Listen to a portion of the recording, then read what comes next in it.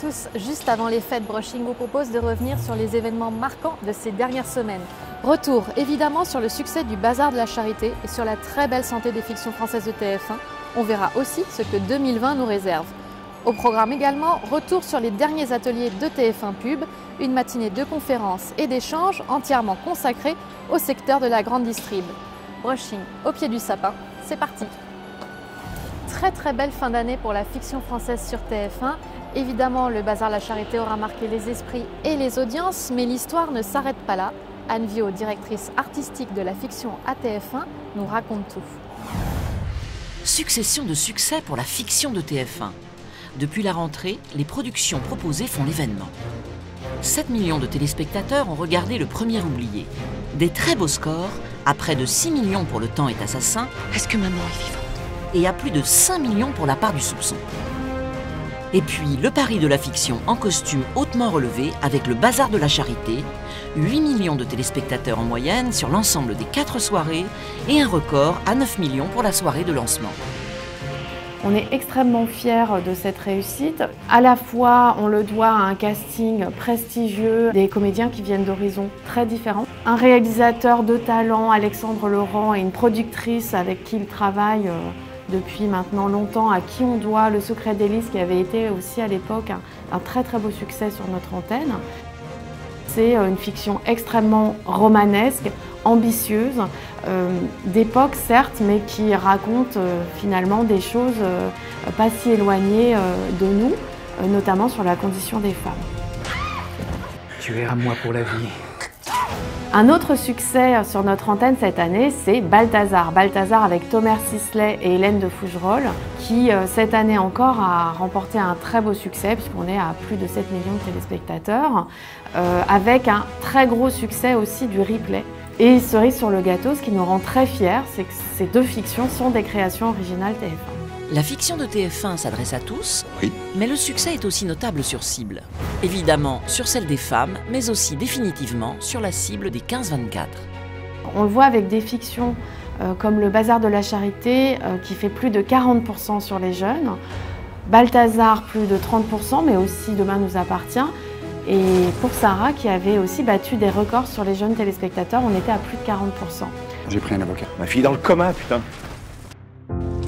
Et pour le début de l'année, TF1 sort L'Artillerie lourde en série.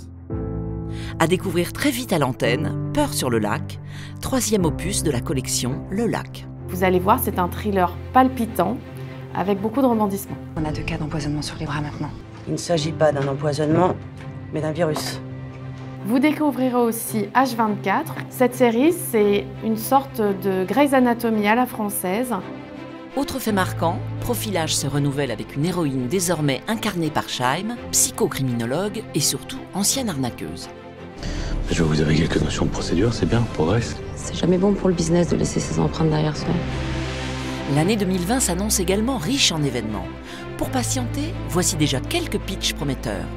Un des temps forts de cette année sera le biopic de Grégory Le Marchal, avec au casting Odile Villemain et Arnaud Ducrec. Et pour incarner Grégory, un jeune talent formidable, Michael Lumière, sur lequel il faudra compter dans les années à venir. En tournage très bientôt, Grand Hôtel, une série sur un hôtel de luxe. Au casting, vous découvrirez Carole Bouquet, mais aussi Hippolyte Girardot, Bruno Solo, Annie Dupéret, histoire de famille, guerre de pouvoir, avec une bonne dose de thriller. En tournage également HPI, Haut potentiel intellectuel, avec Audrey Fleurot.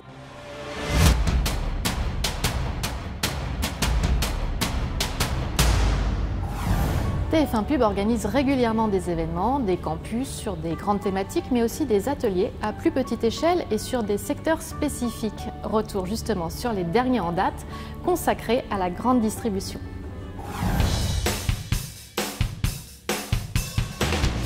Déjà, la distribution, c'est un secteur hyper important pour la régie. Et puis, c'est un secteur qui est lui aussi en pleine mutation, donc il se pose beaucoup de questions. C'est aussi notre job en tant que direction annonceur, d'essayer d'ouvrir un peu le spectre de ce qu'on peut faire avec tous ces différents annonceurs. TF1 Pub a organisé le 26 novembre dernier ses ateliers spécial retail. Une matinée de conférences dédiée à la grande distribution pour aborder ses grands enjeux et livrer quelques clés. Au programme, un éclairage créatif sur la pub du secteur à travers différentes interventions et benchmarks. Il a été particulièrement intéressant ce matin de voir les enjeux qu'il peut y avoir sur les messages publicitaires, puisque c'est un des enjeux forts avec la multiplicité de la communication d'aujourd'hui. Donc cet enjeu créatif, il est particulièrement fort pour nous. Bruno Poyet, expert des sciences cognitives, est venu donner des conseils pour bien doser raison et émotion dans ses campagnes publicitaires. C'est toute la problématique, effectivement, d'arriver à concilier ces deux éléments, à la fois donner des éléments d'intérêt aux consommateurs pour qu'ils viennent choisir tel ou tel distributeur, et puis aussi de communiquer avec de l'émotion, parce que c'est ça qui touche les gens, c'est ça qui génère après un effet préférence qui attire l'attention. Donc il faut toucher les gens, il faut les émouvoir, il faut leur raconter des histoires qui sont à la fois proches d'eux, mais qui aussi les font rêver. Autre enjeu essentiel pour le secteur, la RSE. Le sujet a été abordé avec une table ronde, retour d'expérience avec Darty. Alors on a beaucoup parlé notamment des dernières prises de parole et campagnes de communication de Darty qui s'est engagé, comme vous l'avez vu, pour la durée de vie des produits. J'aime bien la formule, effectivement, donner des clés et pas donner des leçons. On pense vraiment que le rôle des distributeurs, c'est d'éclairer le choix des consommateurs, de donner des grilles de lecture, des indications, de partager toute la connaissance qu'on a sur les produits. Et c'est vraiment ça qu'on va chercher à faire, c'est mettre toute cette connaissance à la disposition de nos clients pour qu'ils puissent ensuite faire le choix qui leur correspond le mieux. D'ailleurs, c'était intéressant d'avoir une table ronde un peu animée qui dénote par rapport aux tables rondes qu'on a d'habitude. On a aussi parlé innovation et ciblage pour toucher notamment les zones de chalandise. Puis on a fait un pas dans le futur avec les prémices de l'Advanced TV. Et là, c'était important, nous aussi, pour ceux qui ne sont pas encore sensibilisés sur le sujet, de rebalayer un peu tout le calendrier et les étapes techniques, puisque c'est un sujet assez complexe. Et une fois encore, on répète aux annonceurs qu'ils ont déjà un bac à sable pour jouer avec cette segmentation géolocalisée ou en fonction de la composition des foyers avec l'IPTV. Une matinée très riche pour un public conquis et inspiré. Oui, inspiré et surtout rassuré qu'on n'est pas seul sur les problèmes qu'on rencontre aujourd'hui. Puis on voit que le média aujourd'hui évolue énormément, que la télé de demain, c'est pas la télé d'aujourd'hui, que tout va effectivement se mélanger pour faire une approche vidéo finalement plus large. Voilà, c'était le dernier numéro de 2019. Toutes les équipes de TF1 Pub vous souhaitent de très belles fêtes et vous donnent rendez-vous l'année prochaine.